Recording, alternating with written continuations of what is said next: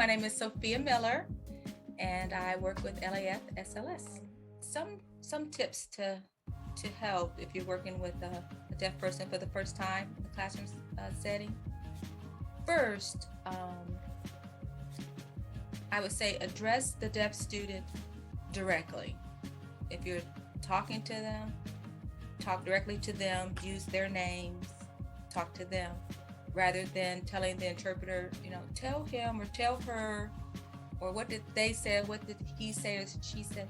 Talk directly to them, and then the interpreter knows what to do to interpret, to facilitate that communication. But talk directly to them, because they're the student. We're just there to help you to communicate with them.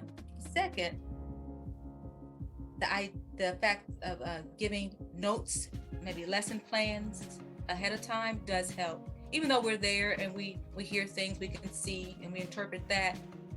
But if we can in advance prepare and plan, so we'll know exactly which sign we want to use, what sign matches just that thought I want to get across. That helps for me. Helps me in planning. If I have a list of which vocabulary words will be used, I can match up which signs I want to use for that certain idea. Or this is the worksheet we're going to be working on. I have an idea what that looks like. All those things in advance help me to prepare, help an interpreter prepare. And third, I would say include the deaf person in classroom discussions. Include them in the class. Don't exclude them, don't leave them out. If you're asking a question for the whole class to answer, ask the deaf person, your deaf student also. Include them in. They have their hand raised, maybe they won't raise their hand.